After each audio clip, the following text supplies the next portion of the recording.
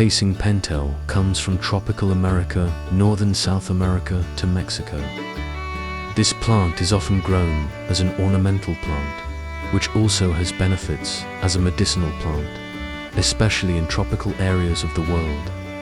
In traditional medicine of the West Indies, Dominican Republic, herbal tea from it